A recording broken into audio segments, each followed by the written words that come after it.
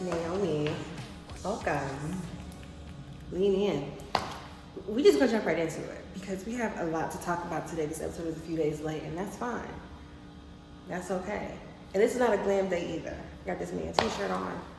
He might get it back. I don't know. The hair's pulled back. Last time I came down here, bust down middle part. You know what I'm saying? I had him parked up. Now that I got you here, I don't have to go as hard.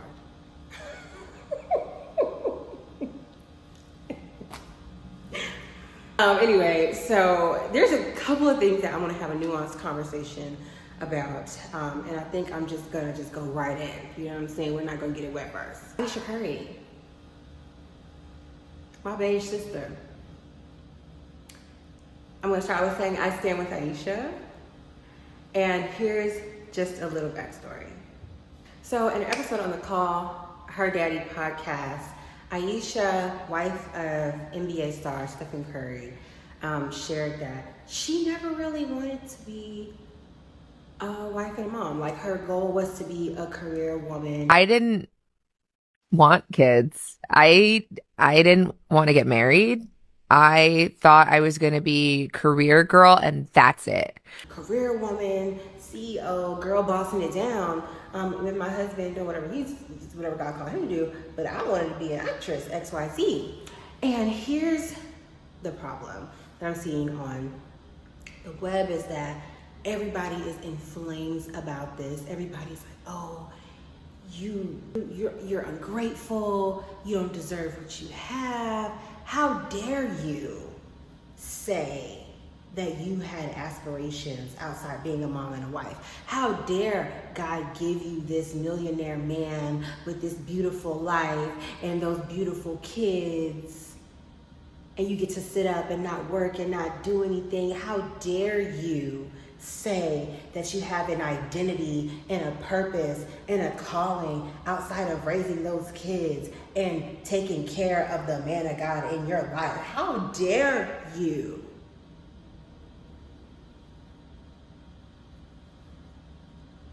The backlash that she's getting is coming from your place of desperation and unhappiness.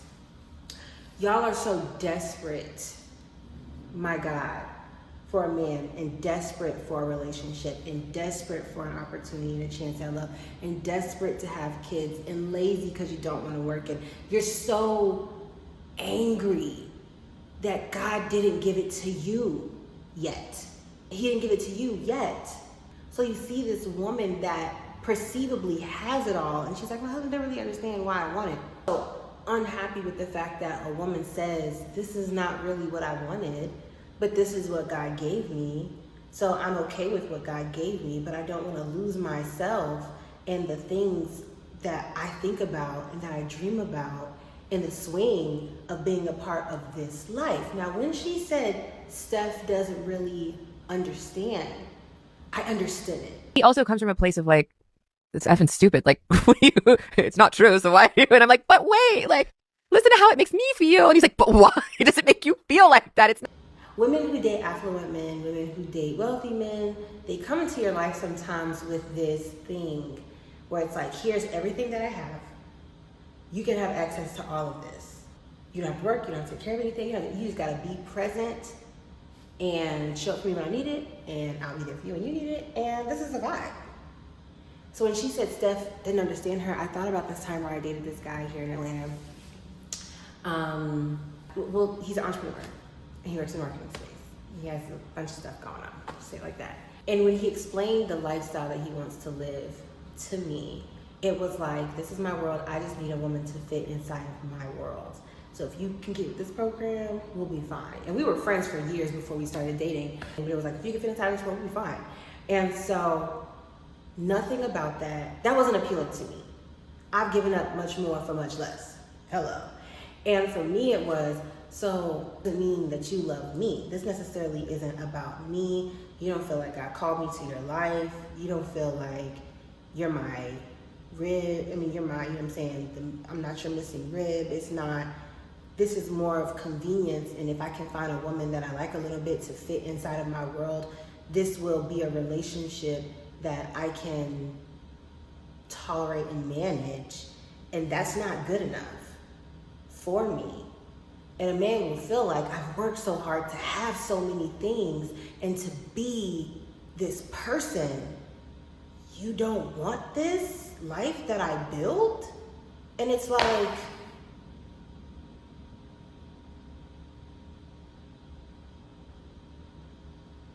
because if anybody can fit in this spot, I don't want it. If anybody can have it, I don't want it. It's not special.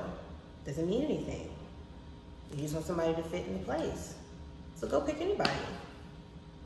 When you're after purpose, when you're after being aligned, when you're after God's will,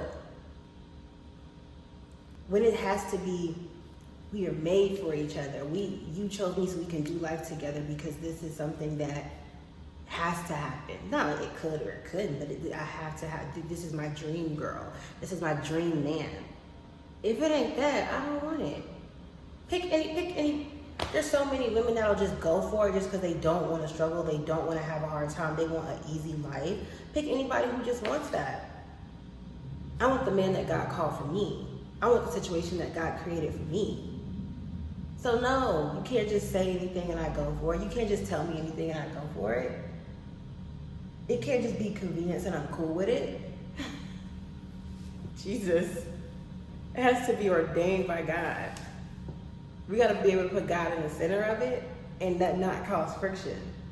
Because what God brings together, no man can separate. What God brings together, nobody can tear apart. So if you just pick anybody off the street and you try to put God in it, and God's like, this is not the person I called you to. This is why the divorce rates are high, by the way. This is not somebody I called you to. You didn't even like this girl. You think it's going to work? No, it's not. But that's what they do. So they put you in the center of their world. And they're confused on why you might be unhappy or why you want to have your own stuff or your own identity. Okay, I'm doing what God called me to do. I'm in my purpose. I'm in my bag. I'm being useful. And sometimes doing stuff that you naturally do, like I can naturally have children. I can naturally be a home taker. Loving you is something that comes very natural to me. I want more excitement than that. I want more to life than that. And a lot of y'all are like, I don't know why you want anything more than that. Because when you're a self-actualized person, you have to have more than that. So, I'm standing so strong with Ayesha, and I am so happy for her that she has the life that she has, but my prayer for her is that God meet her exactly where she is, so that she can get the beautiful things that she wants out of life, and that the reward for her being a good steward over her husband and her children is the excitement of purpose fulfillment.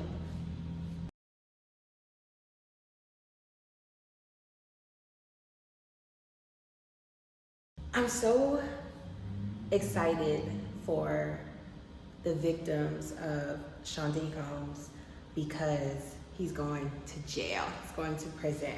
And the beautiful thing about this is that in some ways justice is served. The last thing that I learned was that he got 50 or 64 months in prison, one or the other. That equals out to about 4 or 5 years. That's still too short of a time, but he was convicted on sex trafficking across state lines, but not guilty on the racketeering of the sex trafficking charges. So though that's really disappointing, at least we got something out of it. I know a lot of the victims are terrified that at some point he's gonna be out and he may get back to the devious practices that we heard he was doing in court. One thing that I don't like though, is that everybody's like, we owe Diddy an apology. We owe Caresha an apology. We don't owe an abuser and his madam nothing. We don't owe them anything.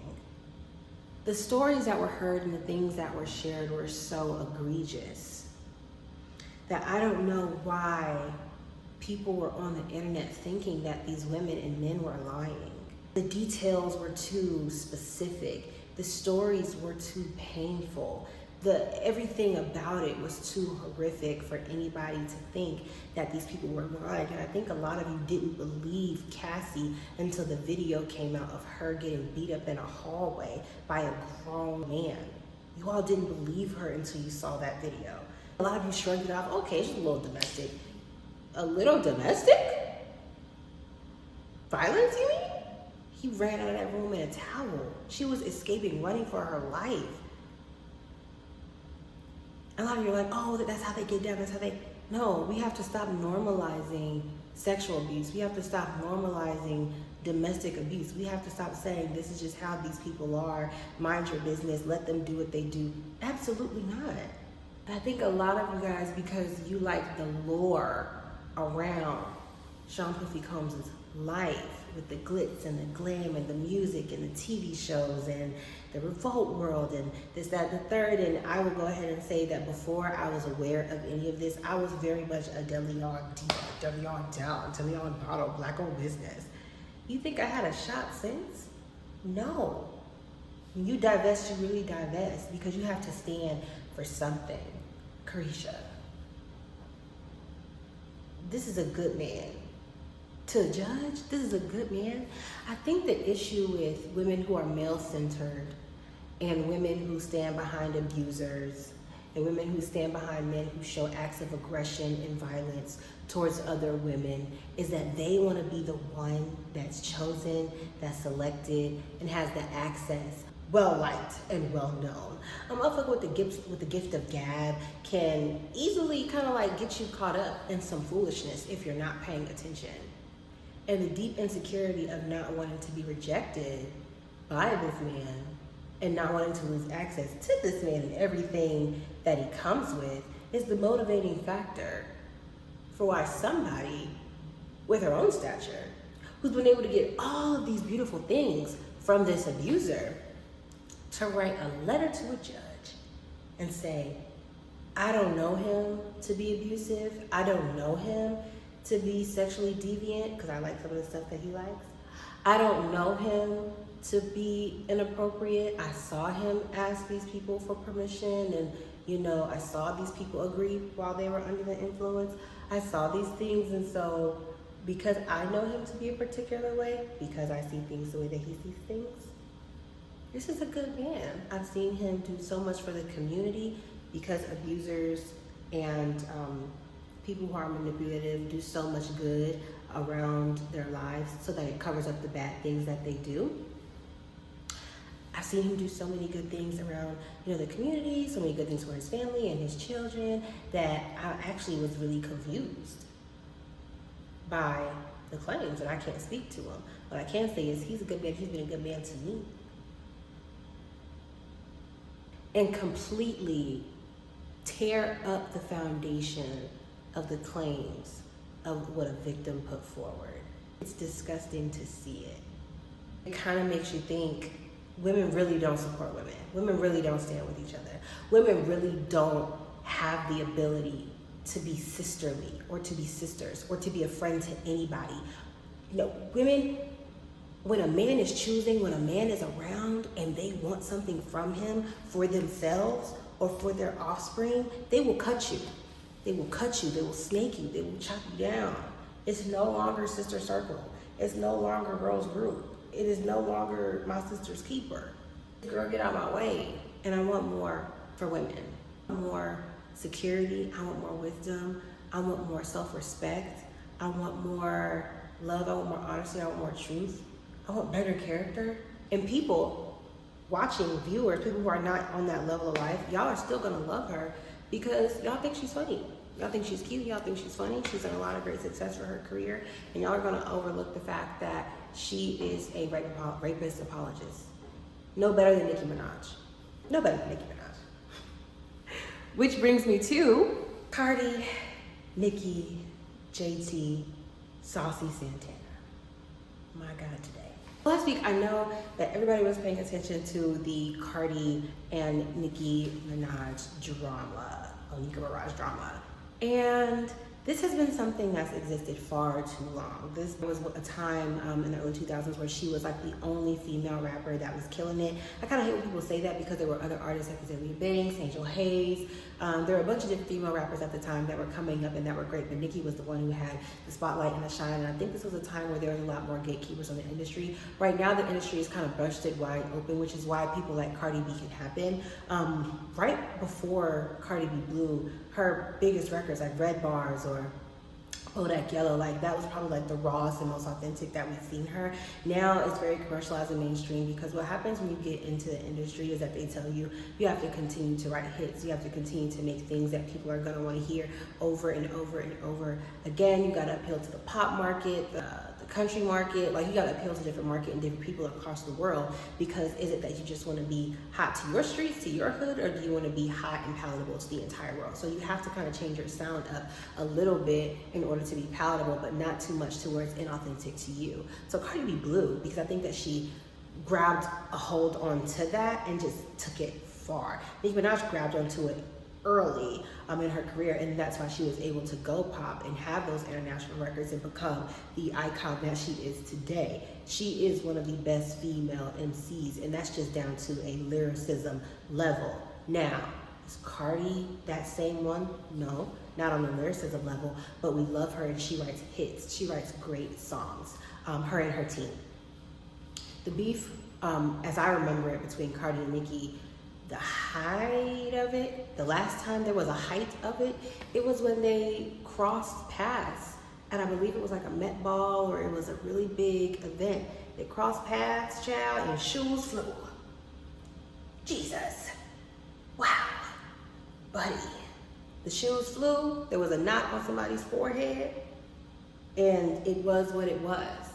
And I think grown, tax-paying, adult mothers shouldn't be doing that, but you got to remember who we're talking about, the culture that they come from, and then how they behave in those environments. So we shouldn't expect too much from them.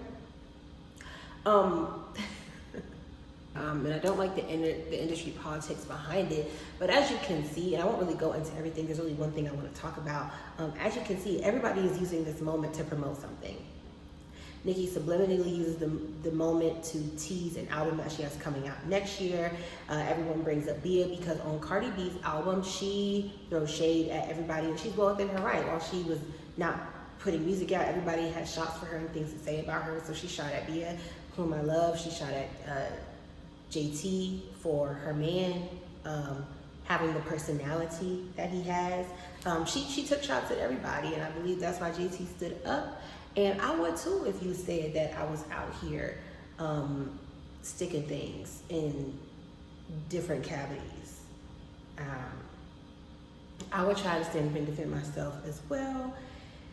And it just continues to get messy. Now, one thing I pay attention to is in a tweet, Cardi says to Nicki, the beef has gone far too far. Now, there's no chance of reconciliation now when you start talking about each other's kids, writing notes to each other's kids and things like that. This is like a Tupac and Biggie beef now. I just hope there's no blood in the streets after this, because they're grown women and we should be able to talk things out. But it's at a place where we can't talk it out. We just can't be around each other because you've taken it too far. There was a tweet, there was something that Cardi said where it was like, I was 16 when you came out. You're not my peer, you're my senior. Why are you even beefing with me or talking to me? There has been this conversation surrounding Nicki Minaj when people are saying she doesn't know who she is. She doesn't know who she is. She doesn't understand the height of fame that she's on. She doesn't understand the level of influence that she has reached. So everything that we see from her is kind of weird, because it's like you as an artist are on a Beyonce level. So why are you responding like you just got out here and you've never experienced fame before? It's not that you have to let people disrespect you, or that you have to allow people to just do and say anything, because commonly and humanly, when you see things that you don't like, you want to defend yourself. Shoot, I just had a video go viral on TikTok and people are in my comments and I want to respond to everything. So you do have to have a level of self-control and discipline to not respond to each and everything that you see. But it is that at some point, you hit a level where there are certain things that are done and said and it no longer affects you, because you have bigger things to worry about. You have bigger things to care about. The people who are responding may not even be people, they may be bots. They don't even have their picture as their Abby, so why would I respond to this anyway? These girls want to be like me, so these girls want a spot in an industry that I have dominated for years, so why would I beef with them anyway? Beyonce doesn't say anything to anybody. That doesn't mean she didn't have an opinion. That doesn't mean she doesn't take a mental note. She just doesn't say anything because she understands where she is. And we would expect Nicki to be that, but she's not, because she doesn't understand. there's a similar personality in JT, to where Saucy comes out, tells his side of the story. And the funniest thing about him telling his side of the story is he tells her, you ran your whole rollout last year under the guise of thinking that we was out to get you and that we didn't like you and that we was hating on you or that we left you out, rejected you, and nobody's against you. And there is something special about the spirit of rejection and insecurity called out in that moment. Rejection and insecurity puts you on the defense most times. It makes you feel like you have a chip on your shoulder, like when you go into rooms, nobody's gonna like you, like you have to defend yourself at every point and turn, and it affects your relationships. Without knowing your worth, without knowing your value, with always feeling like in some way, shape, or form, somebody's trying to play you out. And that can be connected to whatever trauma that you, whatever trauma you experience. But this thing, this self-worth issue, this unawareness of who's around me and why they're around me and if they like me or love me or care for me or not, it affects every relationship that you have. Now, I want to make it clear that the insecurity is not always like an appearance thing. I know that's how we know it, but it's not always an appearance thing. Insecurity hides behind dominance and detachment. Like, it always reveals that unhealed rejection or disappointment that creates chaos, and it creates an opportunity to want to control the environment as much as possible, which is why it puts people on defense. And when you're in industries that are based on survival, prevents the opportunity to build authentic relationships and true intimacy with people. And in music, people can be really, really cutthroat. I'll just say that. I know that I've experienced this in some way, shape, or form, because when you give in your best to people, or when you try to show up in the way that you want to be received, and you may have been cut a few times, you may have been betrayed a few times, you may have had your feelings hurt a few times, whatever it is, you begin to walk into certain rooms expecting that disappointment. Even today now, you still see Nikki talking about she wants to be the top dog, the queen, the whatever. She doesn't want anyone to take her spot, and everyone else who's coming up behind her is not like that. It's a real community environment. It's very much everybody can be here. It's very much nobody has to be the top. We don't need a Mount Rushmore of XYZ. We don't need that, because that's not the way the industry is set up anymore. You could be a Grammy Award-winning artist and you still have to make the same type of content artists that may have not accomplished what you have accomplished has to make, because you're fighting the algorithm, you're fighting streaming. Most of your money is not even coming from that. It's coming from touring and merch and the deals and things that you set up on the side and the way that you invest your money. So we don't even have that kind of ecosystem anymore, but that spirit still exists, because that mindset and that rejection, that insecurity still exists inside.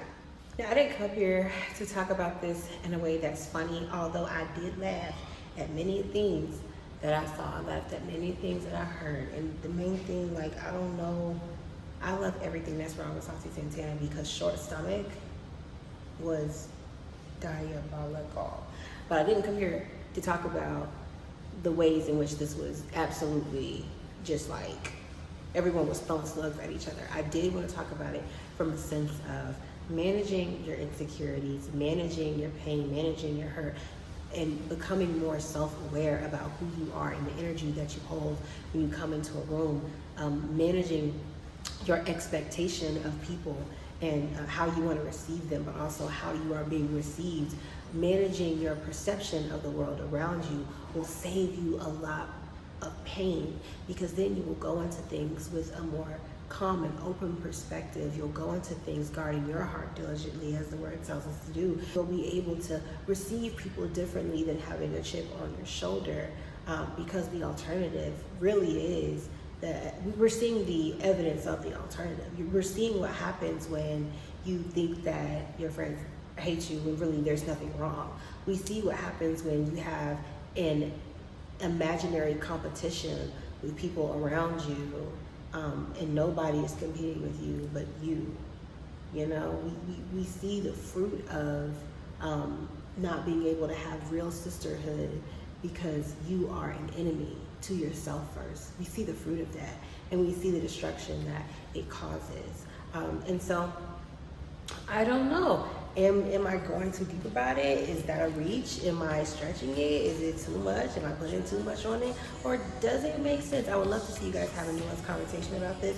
In the comments, make sure you like, you share this, and you subscribe to this channel. If you're listening from DSPs, please go ahead and subscribe and save this with Nuance with Naomi.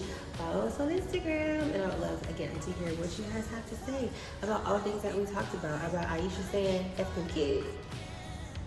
Well, Caresha telling the judge that Diddy was a good man, and about Saucy saying Baby had a short stomach. I want to know. Thank you guys for listening. Talk to you later. Love wasn't a part of the